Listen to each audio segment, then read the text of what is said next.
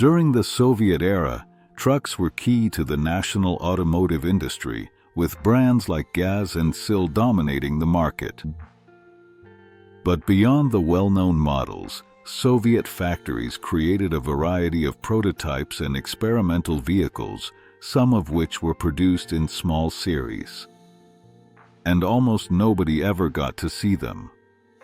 Today, I invite you to discover 5 little-known Soviet trucks, true secrets of the automotive engineering of the Soviet Union. KAVZ, the little truck with the spirit of a chainsaw. In 1960, at the historic motorcycle factory in Kiev, the KM7-3 was born, a light truck that defied convention. Although Kiev is better known for its motorcycles, in this case, the engineers decided to try something different, to create a small truck inspired by motorcycle and light vehicle components. This truck, which actually looks more like a hybrid between a motorcycle and a utility vehicle, is one of those projects that showcases the boundless creativity of the era. The KAVZ was a compact platform mounted on a ladder-type frame, whose 2-cylinder Positnik engine, with 750 horsepower, came directly from the K750 motorcycle. With 26 horsepower, it wasn't a cargo beast, but it was agile enough to reach 80 kilometers per hour. Its fuel consumption was quite efficient, averaging around 7 liters per 100 kilometers. Although it's not hard to imagine that in practice, especially under load, that consumption could have gone up a bit more, maybe to about 10 liters. This little giant didn't use a special gasoline and oil mix like motorcycles did, but rather gasoline. Pure gasoline. A detail that made it even simpler when it came to maintenance. For the transmission, the KAVZ T3 opted for a motorcycle gearbox with 4 forward gears and 1 reverse gear. This was achieved through a reducer installed on the rear drive axle. One of the most interesting details of the design was the use of components taken from other light vehicles, such as the GAZ 965. The steering, brakes, door handles, and instruments. These were reused parts from those models, which gave the KAVZ a sense of practical ingenuity, almost as if it were made from recycled pieces. Custom-made. The tires, of course, also came from light vehicles of the same era. The chassis was paired with an aluminum cabin capable of seating 2 people. The truck structure was relatively fragile by the standards of the time, but it had a load capacity of 600 kilograms. It could handle simple but useful tasks in the field. The trailer, designed by the same manufacturer, was made of wood, which gave it an even more rudimentary but functional touch. Although the KAVZ continued to be developed until 1965, it never reached large-scale production. Despite its low profile, this model embodies the improvised innovation and pioneering spirit of an era that was laying the foundations for the vehicles we know today. NAMI 0.20. The military truck that overcame every obstacle. Now we're going to shift gears and dive into a story with a more military focus. The NAMI 0.20, created in 1956, is the perfect example of an experimental military truck that, even as a prototype, proved to have exceptional endurance and versatility.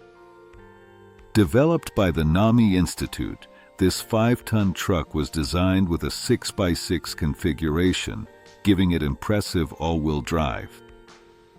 Built to handle the most extreme situations, the the NAMI 0.20 had a metal cargo platform capable of transporting any kind of material on the battlefield.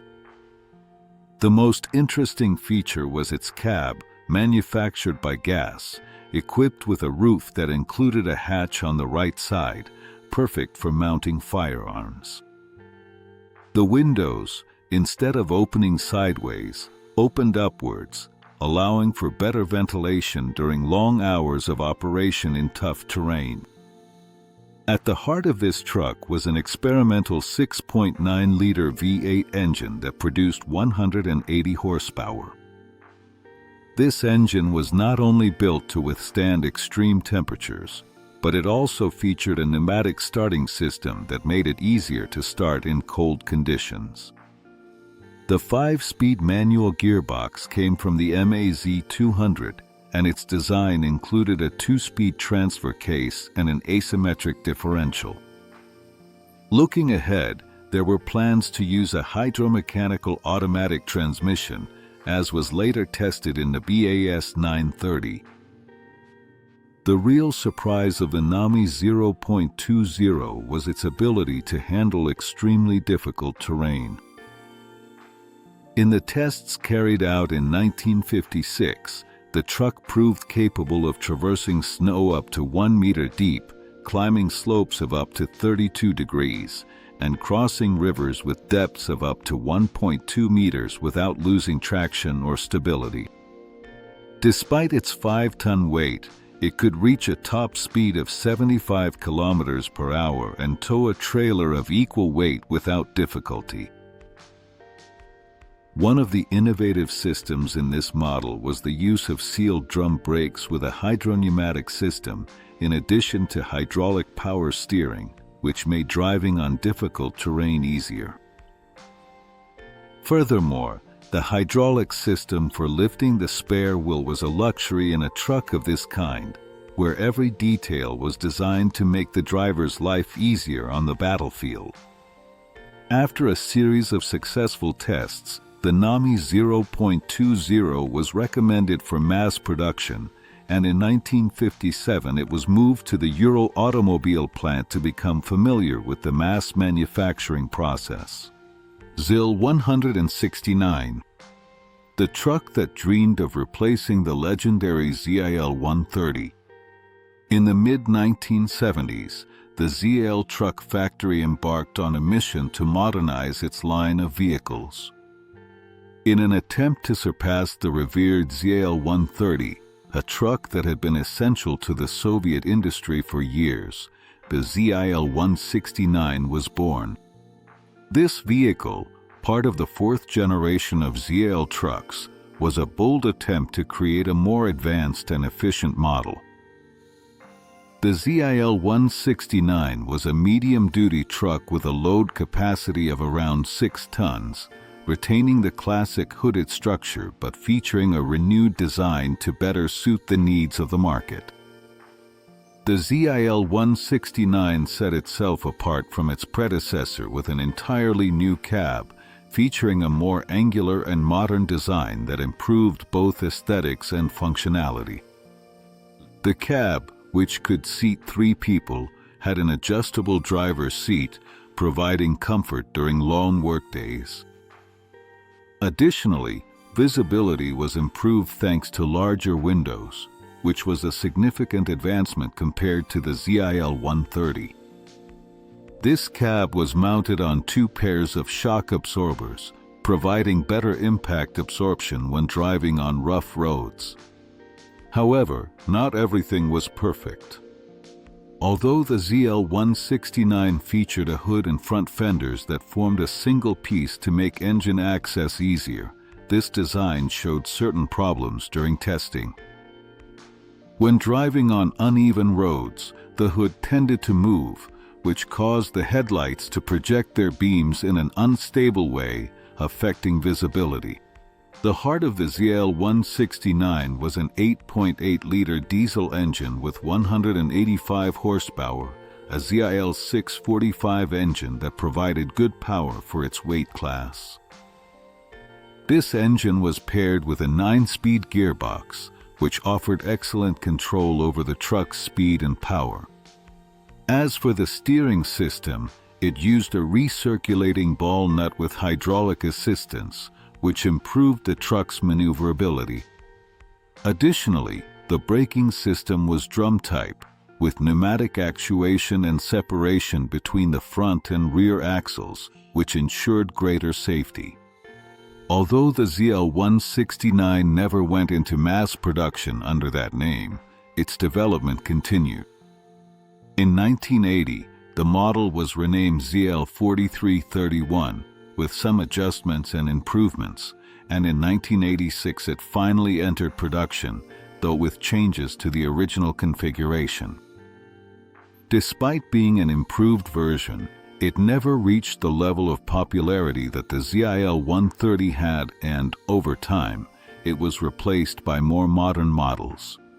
KAVZ 3278, a hybrid between a bus and a truck. The KAVZ 3278 was not a conventional truck. In fact, it couldn't even really be considered a truck at all. So, what was it then? A hybrid. This vehicle, produced between 1991 and 1998 at the Kurgan bus factory, was designed as a cargo passenger version of the 3275 model. Although its design could be mistaken for that of a bus, the KAVZ 3278 was a model that combined the best of both worlds, passenger transport and cargo capacity. With a passenger cabin of 12 seats and a rear platform capable of carrying up to 1.5 tons, the KAVZ 3278 was quite versatile. This vehicle could be equipped with 8-cylinder ZMZ gasoline engines with a capacity of 4.25 liters and 125 horsepower. Additionally, it could be fitted with a Japanese Hino diesel engine or even a gas system, which gave it flexibility in terms of fuel options. With a maximum speed of 90 kilometers per hour, the KAVZ 3278 was not a high-performance vehicle, but it was reliable and well-suited for the task at hand. This hybrid truck was not without its quirks. The rear leaf spring suspension was reinforced with 4 additional tires, and stabilizers were added to improve stability. The braking system was also upgraded with a pneumatic hydraulic actuator. The interior, while not luxurious, featured velvet seats and side shelves for storing items. Additionally, heating was ensured thanks to 4 radiators and a forced ventilation system through air intakes in the roof.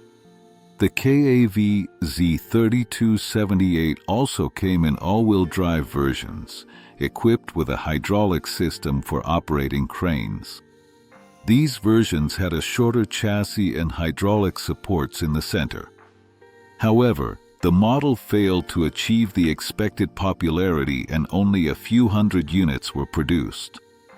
They were distributed mainly in the regions of the Urals, Western Siberia, and the Volga, where they were used as official transport, but the KAVZ 3278 faded into obscurity. GAZ 33. The 3-axle truck that was forgotten. In the 1960s, the Gorkovsky Avtomobilny Zavod factory began working on a heavy-duty truck to complement its GAZ 53 vehicle family, known for their load capacity of up to 4 tons. As demand in sectors like construction and agriculture grew, GAZ realized it needed a model with greater capacity. That's how the GAZ 33 was born, an experimental 3-axle truck that could carry up to 7 tons. The GAZ 33 was an ambitious vehicle. Its 5.5-liter V8 ZM Z41 engine with 140 horsepower gave it the power needed to move heavy loads. Its 5-speed gearbox was taken from the ZIL130, while the 2-speed transfer case was designed specifically for this model. The suspension of the GAZ 33, although similar to that of the GAZ-53, was reinforced with additional components to ensure it could handle larger loads without compromising stability. However, despite its promising specifications, the GAZ-33 never went into mass production. In 1968, the truck successfully passed its initial tests and was recommended for serial production. However, due to the lack of production capacity at the Gorky factory and the arrival of the ZIL-133, an even larger and more robust truck, the need to produce the GAZ-33 disappeared. Eventually, the project was abandoned and the GAZ-33 remained just a curious prototype in the history of Soviet trucks. The history of these experimental Soviet trucks reflects the ongoing pursuit of innovation in the automotive industry, where even projects that never reached mass production left their mark on the development of future vehicles.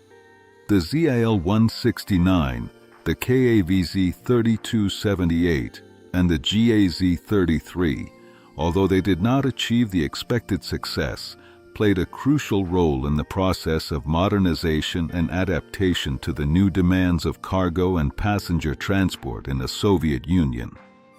If you enjoyed this and are passionate about the world of trucks, you're sure to love this one too. And don't forget to like and subscribe so you don't miss any videos about these giants of the road.